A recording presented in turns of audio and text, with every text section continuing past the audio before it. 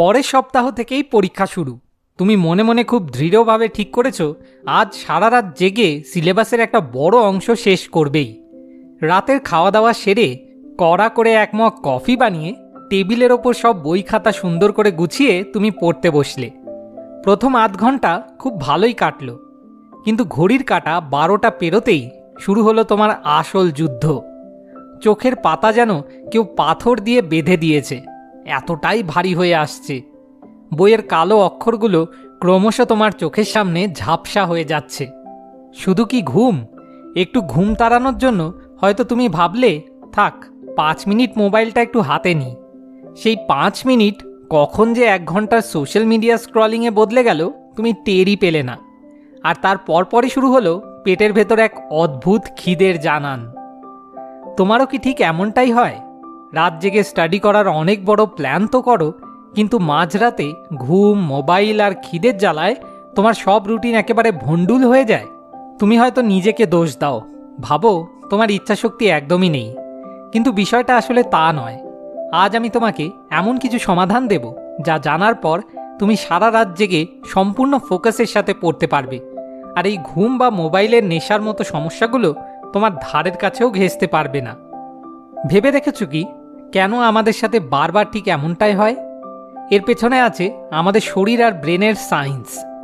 রাতের বেলা আমাদের শরীর মূলত 3টে বড় চ্যালেঞ্জের মুখোমুখি হয়, যা আমাদের পড়াশোনা থেকে দূরে সরিয়ে দেয়। প্রথমত, আমাদের সবার শরীরের ভেতরে একটা অদৃশ্য ঘড়ি ফিট করা থাকে, যাকে বিজ্ঞানের ভাষায় বলে সার্ক্যাডিয়ান রিদম।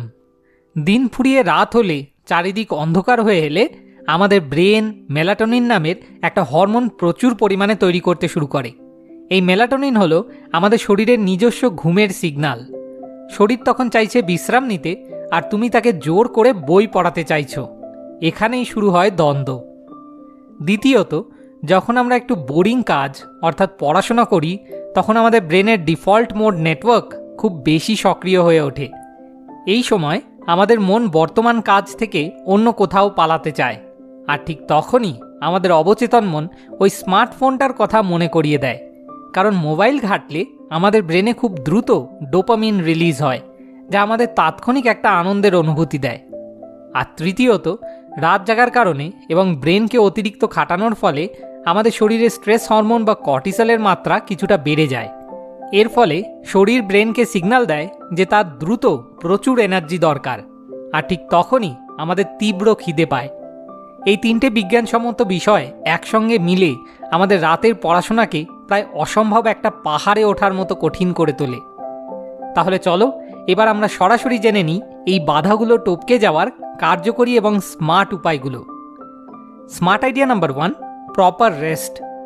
সারা রাত পড়ার প্রথম এবং প্রধান শর্ত হলো তোমার ব্রেনকে পর্যাপ্ত বিশ্রাম দেওয়া। তুমি যদি ভাবো সারাদিন ঘুরে বেরিয়ে রাতে না ঘুমিয়ে পড়ে সব উদ্ধার করে ফেলবে, তাহলে সেটা মস্ত বড় ভুল। সারাদিনে 7 থেকে 8 ঘন্টা পর্যাপ্ত ঘুম হচ্ছে কিনা সেটা সবার আগে নিশ্চিত করতে হবে। তুমি যদি রাতে জাগো, তবে দিনে ঘুমিয়ে সেই ঘাটতি পূরণ করতেই হবে। কারণ ঘুম পূরণ না হলে তোমার ব্রেন সঠিকভাবে কোনোদিনই ফাংশন করতে পারবে না, আর পড়া মনে রাখা তো দূরের কথা। Smart idea number 2, right posture. রাতের পড়ার সবচেয়ে বড় শত্রু হলো তোমার আরামদায়ক বিছানা। নরম বিছানায় বসে পড়া একদম চলবে না। বিছানা মানেই তোমার ব্রেনের কাছে বিশ্রামের জায়গা। তাই একটা স্টাডি টেবিল আর শক্ত কাঠের চেয়ার বেছে নাও। মেরুদণ্ড সোজা থাকলে তোমার ব্রেন সিগন্যাল পাবে যে এখন সম্পূর্ণ অ্যাক্টিভ থাকার সময়। Smart idea number 3, active recall. রাতে পড়ার সময় একটানা অনেকক্ষণ ধরে বইয়ের পাতার দিকে তাকিয়ে থাকলে খুব সহজেই চোখে ঘুম চলে আসে। তাই প্যাসিভ রিডিংয়ের বদলে অ্যাক্টিভ রিকল পদ্ধতি ব্যবহার করো। 1 বা 2 প্যারাগ্রাফ মন দিয়ে পড়ার পর বইটা বন্ধ করে দাও। এরপর নিজেকে নিজে জোরে জোরে বোঝানোর চেষ্টা করো তুমি এতক্ষণ ঠিক কী পড়লে। যখন তুমি নিজে থেকে ব্রেনকে জোর দিয়ে কোনো তথ্য মনে করার চেষ্টা করবে, তখন তোমার ব্রেন অনেক বেশি অ্যাক্টিভ বা সজাগ থাকবে।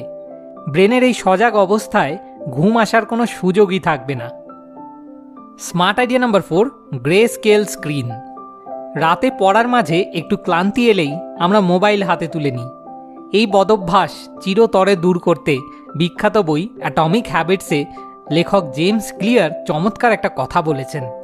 তিনি বলেছেন, তুমি যদি কোনো খারাপ অভ্যাস ছাড়তে চাও তবে সেই কাজটা করার পথে ফ্রিকশন বা বাধা তৈরি করো, কাজটাকে কঠিন করে তোলো। রাতে পড়তে বসার আগে তোমার স্মার্টফোনটাকে সাইলেন্ট করে অন্য কোনো ঘরে রেখে এসো বা আলমারির ভেতর ঢুকিয়ে তালা বন্ধ করে দাও। মাঝরাতে যখন তোমার মন একটু মোবাইল ঘাঁটতে চাইবে তখন ওই অন্য ঘরে যাওয়ার বা তালা খোলার আলসেমিতে তুমি আর মোবাইল হাতে তুলবে না। আর যদি পড়াশোনার কারণেই মোবাইল নিজের কাছে রাখতেই হয় তবে আজই ফোনের সেটিংসে গিয়ে রাত 10টার পর ডিসপ্লে গ্রে স্কেল বা সাদা কালো করে শিডিউল করে দাও। সোশ্যাল মিডিয়ার রঙিন দুনিয়া সাদা কালো হয়ে গেলে তোমার ব্রেন সেখান থেকে আর কোনো ডোপামিন পাবে না, ফলে খুব সহজেই ফোনটা বোরিং লাগতে শুরু করবে। Smart idea number 5, strategic snacking and hydration. মাঝরাতে হঠাৎ তীব্র খিদে পেলে আমরা চিপস, বিস্কুট বা মিষ্টি জাতীয় জাঙ্ক ফুড খেয়ে ফেলি। এই ধরনের খাবার খেলে রক্তে সুগারের মাত্রা হঠাৎ বেড়ে গিয়ে আবার দ্রুত কমে যায়, ফলে প্রচণ্ড ক্লান্তি আর ঘুম হুড়মুড় করে ফিরে আসে। এর সেরা সমাধান হলো স্ট্র্যাটেজিক স্ন্যাকিং এবং হাইড্রেশন। পড়ার টেবিলে সবসময় 1 বোতল পরিষ্কার জল রাখবে। অনেক সময় শরীর শুধু জল চায় আর ব্রেন ভাবে খিদে পেয়েছে, তাই খিদে পেলে আগে 1 গ্লাস জল খেয়ে নাও। যদি তারপরেও সত্যিই খিদে পায় তবে কার্বোহাইড্রেটের বদলে প্রোটিন বা ফাইবার সমৃদ্ধ খাবার খাবে, যেমন কয়েকটা কাঠবাদাম, কিছুটা ছোলা ভাজা বা একটা আস্ত আপেল। এই খাবারগুলো শরীরকে দীর্ঘ সময় ধরে এনার্জি দেয় এবং একদমই ক্লান্তি ডেকে আনে না। তাহলে সারা রাত ঘুম ছাড়া এবং সম্পূর্ণ ফোকাসের সাথে একটানা পড়ার মূল কার্যকরী নিয়মগুলো কি কি দাঁড়ালো? দিনে 7 থেকে 8 ঘন্টা ঘুম নিশ্চিত করে ঘাটতি পূরণ করা এবং আরামদায়ক বিছানা ছেড়ে শক্ত চেয়ারে বসে পড়া। শুধু একটানা রিডিং না পড়ে অ্যাক্টিভ রিকল ব্যবহার করা। মোবাইলকে অন্য ঘরে রেখে ফ্রিকশন তৈরি করা বা ফোনের ডিসপ্লে গ্রে স্কেল মোডে রাখা। মাঝরাতে জাঙ্ক ফুড না খেয়ে প্রচুর পরিমাণে জল খাওয়া এবং হেলদি প্রোটিন জাতীয় খাবার হাতের কাছে রাখা। যদি আজকের এই কথাগুলো তোমার পড়াশোনার ক্ষেত্রে সামান্যতম ভ্যালু অ্যাড করে থাকে তাহলে ভিডিওটা তোমার বন্ধুদের সাথে অবশ্যই শেয়ার করো। হয়তো তোমার একটা ছোট্ট শেয়ার তাদের জীবনের পড়াশোনার এই বড় সমস্যাটা চিরকালের জন্য সমাধান করে দিতে পারে। Thanks for watching. More wisdom, more solution, better life.